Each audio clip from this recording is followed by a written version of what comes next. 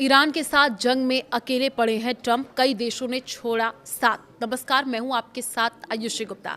देखिए, ईरान में खामेनेई समेत 40 से भी ज्यादा अधिकारियों के मारे जाने के बाद अमेरिका के लिए ये जंग बड़ी सफलता की तरह दिख रहा था, लेकिन 17 दिन बाद हालात बदल चुके हैं। युद्ध का कोई साफ अंत नजर नहीं आ रहा है।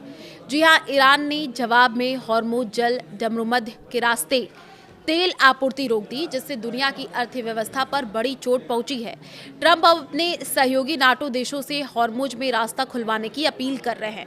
हालांकि इन देशों ने साफ कर दिया है कि वो हॉर्मुज स्ट्रेट में अपने वॉरशिप नहीं भेजेंगे। ये फैसला ऐसे समय में आया है जब अमेरिकी राष्ट्रपति डोनाल्ड ट्रंप ने चेतावनी दी थी कि अगर नाटो देश इस अहम समुद्री रास्ते को फिर से खोलने में मदद नहीं करते तो नाटो का भविष्य खराब हो सकता है। द गार्जियन की रिपोर्ट के मुताबिक जर्मनी ने साफ कहा है कि वो किसी भी सैन्य कार्रवाई में हिस्सा नहीं लेगा। जर्मन चांसलर फ्रेडरिक मर्ज ने कहा कि इस मामले में कभी कोई फैसला नहीं हुआ, इसलिए जर्मनी के सैन्य योगदान का सवाल ही नहीं उठता। उन्होंने ये भी कहा कि ईरान की मौजूदा सरकार खत्म होनी चाहिए, लेकिन बमबारी करके उसे झुकना सही तरीका नहीं है। आपको बता दें कि जर्मनी के रक्षा मंत्री बोरिस पिस्टोरियस ने भी अमेरिका पर सवाल उठाया। उन्होंने कहा कि ये यूरोप का युद्ध नहीं है, और जब अमेरिकी नौसेना खुद इतनी ताकतवर है तो कुछ यूरोपीय जहाज क्या कर लेंगे। तो ब्रिटेन के प्रधानमंत्री कीर स्टारमर ने कहा उनका देश इस बड़े युद्ध में नहीं फंसेगा।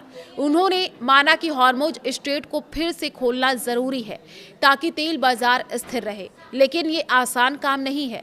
उन्होंने ये भी कहा कि कोई भी कदम ज्यादा से ज्यादा देशों की सहमति से ही उठाया जाएगा। यूरोपीय देशों ने सैन्य कार्रवाई की बजाय कूटनीति पर जोर दिया। ये जल डमरुमध्य बहुत अहम है क्योंकि यहाँ से दुनिया के लगभग 20% तेल और गैस की सप्लाई होती है, जो फिलहाल ईरान के कारण प्रभावित हो रही है। इटली के विदेश मंत्री एंटोनिया ताजानी ने यह कहा कि इस संकट का हल बातचीत से ही निकलना चाहिए और उनका देश किसी नौसैनिक मिशन को बढ़ाने के पक्ष में नहीं है। उन्होंने ये भी कहा कि यूरोपीय यूनियन के मौजूदा मिशन सिर्फ समुद्री डकैती रोकने और रक्षा के लिए हैं, उन्हें युद्ध में नहीं बदला जा सकता।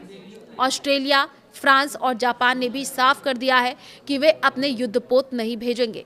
दूसरी ओर ट्रंप लगातार अपने सहयोगियों पर दबाव बना रहे हैं।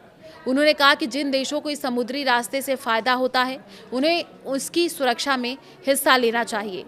ट्रंप ने खास तौर पर ब्रिटेन से नाराजगी भी जताई, हालांकि उन्होंने उम्मीद की है कि वो इसमें शामिल होगा। यूरोपीय यूनियन के विदेश मंत्रियों ने भी अपने रेड सी लाल सागर मिशन को हॉर्मुज तक बढ़ाने से इनकार कर दिया। ईयू के विदेश नीति प्रमुख काजा कैलस ने कहा कि फिलहाल मिशन का दायरा बढ़ाने की कोई इच्छा नहीं दिखी है।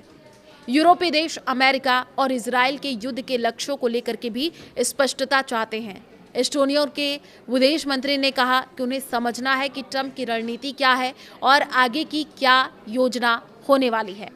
देखिए, इस बीच इजराइल ने ईरान के कई शहर जैसे तेहरान, शिराज और तबरीज में बड़े पैमाने पर हमले किए हैं। इजराइल का ये दावा है कि उसने ईरान के पूर्व सर्वोच्च नेता अयतुल्ला अली खामेनेई से जुड़ा एक विमान भी नष्ट कर दिया है। इजरायली सेना का कहना है कि ईरान के साथ अगले 3 सप्ताह तक लड़ने के लिए उनकी प्लानिंग तैयार है। सेना के प्रवक्ता नदाव शोशानी ने सोमवार को ये कह दिया कि सेना ने इससे आगे के समय के लिए भी अलग योजनाएं बना रखी हैं।